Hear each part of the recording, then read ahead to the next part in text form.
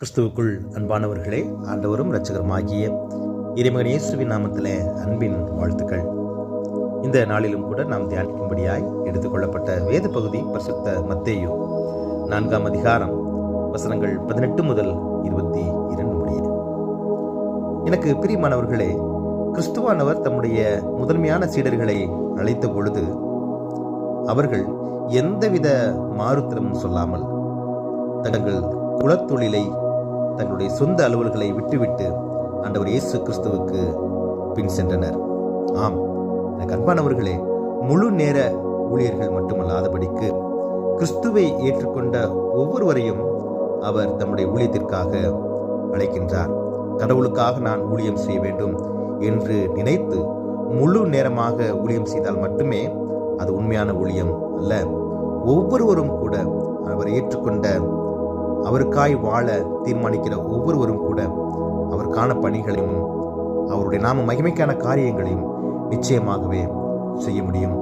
முழு நேர ஊழியத்தை கிறிஸ்துவுக்காக செய்ய முடியாத சூழ்நிலை இருந்தாலும் கூட ஒரு மருத்துவராகவோ, ஒரு ஆசிரியராகவோ, பொறியாளராகவோ, தொழிலதிபராகவோ, தொழிலாளியாகவோ இருந்து கொண்டே நாம் பணி செய்யும் இடத்திலும், நாம் செய்கிற இடத்திலும் ஆண்டவருடைய நாமம் மகிமைக்கான காரியங்களை நாம் செய்கிற வேலையின் மத்தியிலும், நம் இல்லத்திலும், சமுதாயத்திலும் ஆண்டவருடைய நாம மகிமைக்கான காரியங்களை நம்மால் செய்ய முடியும்.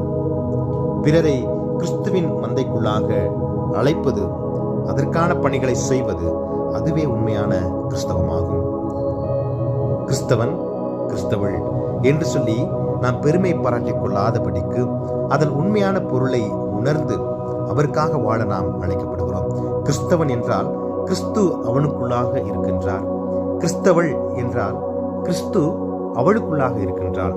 கிறிஸ்தவர்கள் என்றால் கிறிஸ்துவானவர் அந்த மனிதர்களுக்கு உள்ளாக வாழுகின்றார் என்பதன் உண்மை பொருளை உணர்ந்து, கிறிஸ்து எனக்குள்ளாக இருக்கின்றபடியினால் அவருடைய நாம மகிமைக்கான காரியங்களை நான் செய்து பரலோக ராஜ்யத்திற்கான காரியங்களை அவருடைய நாம மகிமைக்காக நான் வேலை செய்யும் இடத்திலும், தொழில் செய்கிற இடத்திலும், நாம் செய்கிற பணிகளின் மத்தியிலும், தொழிலின் மத்தியிலும் அவருடைய நாம மகிமைக்கான காரியங்களை செய்ய கர்த்தர் நமக்கு உதவி செய்யட்டும்.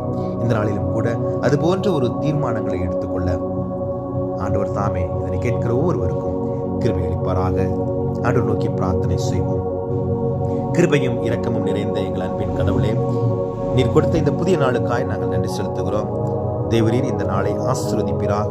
இதனை கேட்டுக்கொண்டிருக்கிற ஒவ்வொருவரும், ஆண்டவரே, நீர் எங்களுக்குள்ளாக வாழுகிறீர் என்பதன் உண்மையின் பொருளை உணர்ந்து உமது நாம மகிமைக்கான காரியங்களை செய்ய, உமது நாம மகிமைக்கான காரியங்களை செய்வதற்காக அநேகரை ஊக்கப்படுத்த உதவி செய்யும்படி நாங்கள் ஜெபிக்கிறோம். அப்படியே இந்த நாள் இதனை கேட்டுக்கொண்டிருக்கிற ஒவ்வொருவருக்கும் ஆசீர்வாதத்தின் நாளாய், உண்மையான கிறிஸ்தவர்களாய் வாழ தீர்மானம் எடுத்த ஒரு மகிமையின் நாளாய் நீர் ஆசீர்வதித்துக் கொடுக்கும்படி மீட்பரும் இரட்சகருமாகிய இறைமகன் இயேசுவின் வழி ஜெபிக்கிறோம் எங்கள் ஜீவனுள்ள பிதாவே.